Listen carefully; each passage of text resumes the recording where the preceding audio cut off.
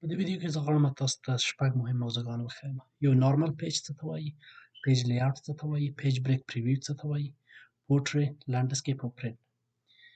د دې په خاطر باندې چې تاسو وپوهیږئ چې دغه نارمل پیج څه شی دی. په اکسل چې کله خلاصه کړئ تاسو د عمومي صفحه چې وینئ، کالمونه کې وینئ، په کې روګان وینئ، دا ډېر آخري حده پورې تر ځي پورې چې څومره رسي دومره ډېر کالمونه لري او په همدغه اندازه باندې د روګان لري.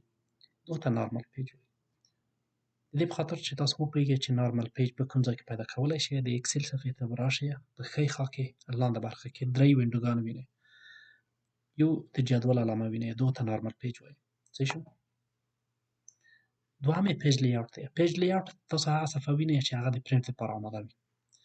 د پرنټ نو که چېرې تاسو راشئ په دغو د صفحې په لاندې خوا کې مابیني کلمه باندې کلیک کړئ یا مابیني وینډوز باندې کلیک کړئ، تاسو ته په پیج لیاؤټ وښیي. صحیح شو؟ په پیج لیاؤټ چې کلیک کړئ تاسو ته صفحه په دغه شکل باندې چې هغه د پرنټ لپاره آماده شوې ده هغه تاسو ته ښیي. صحیح شو؟ او بل به تاسو ته وښیي د پیج بریک پریویو دی. پیج بریک پریویو کولای شئ چې تاسو صفحه ډېر مشخص ځای انتخاب کړئ. مثلا په اوس ځای تاسو دغه وینئ چې تنها یو محدوده ساحه انتخاب شوې ده.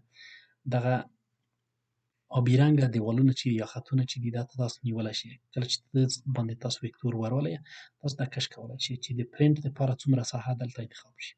صحیح شو؟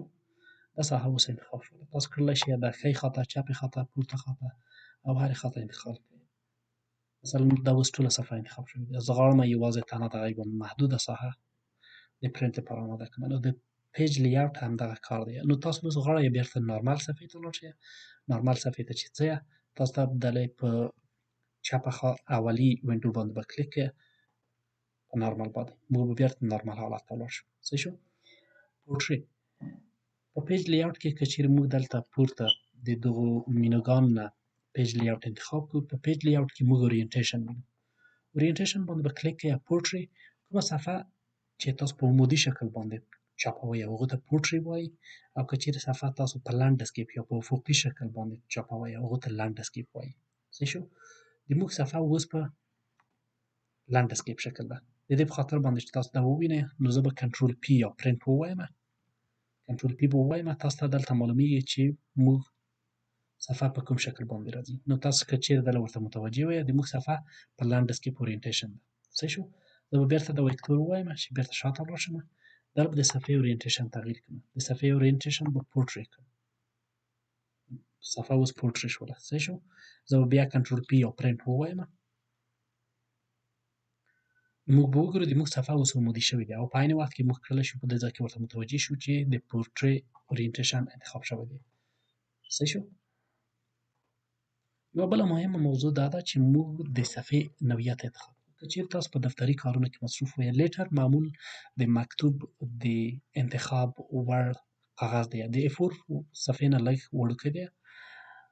بله مهمه نوع چې ده هغه A3 ده. که تاسو انجینرینګ ډیزاین کوئ، که چېرې تاسو لګیا وئ چې غټې ورقې چاپې کړئ، هغه د A3 په نامه باندې یادېږي. غټې ورقې دي، معمول انجینران د رسامۍ او د ساختماني کارونو د نقشو د رسمولو لپاره استفاده ورڅخه کوي او په نورو بزنسونو کې هم په کار کېږي.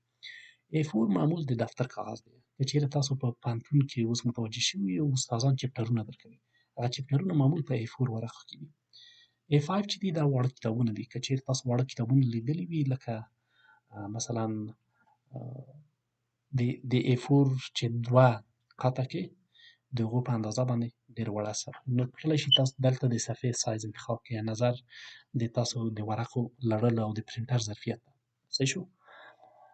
بل مهمه خبره د پرنټ ایریا ده. پرنټ ایریا که چېرې تاسو انتخابوئ دا یوازې هغه ځای درته پرنټ کوي چې هغه تاسو په خپل پرنټ په ساحه کې انتخاب کړی وي. مثلا تاسو دغه ځای انتخابوئ، دلته راشئ سیټ پرنټ ایریا. صحیح شو؟ هغه کوم ځای چې موږ انتخاب کړی دی یوازې دا باید په پرنټ کې راشي. کنټرول پی ووایه، تاسو ته به دلته معلوم شي چې موږ تنها دغه ځای انتخاب کړی دی. صحیح شو؟ اوس زه څه د نمونې په شکل باندې دغه ساحه تغییروم. نو زه به دا ټول ځای انتخاب کړم. صحیح شو؟ دلته به سیټ پرنټ ایریا. صحیح شو؟ دا ټوله ساحه انتخاب شوله.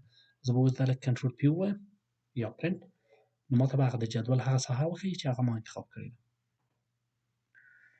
بله مهمه خبر دا ده چې تاسو د دې صفحې په بیکګراوند کې هم یو څه راوستلی شئ.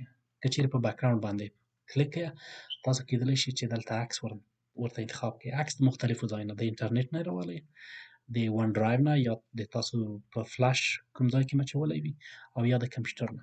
صحیح شو؟ نو زه په دې برخه کې دلته د کمپیوټر نه انتخاب کومه.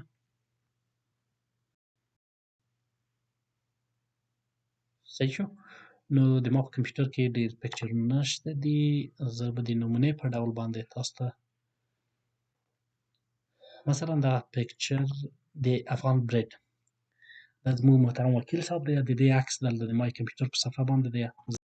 زرټ کړمه دا د صفحې په شا باندې راشي. تاسو کولی شئ چې عکس هم دلته انتقال کړئ. تر بل ویډیو پورې.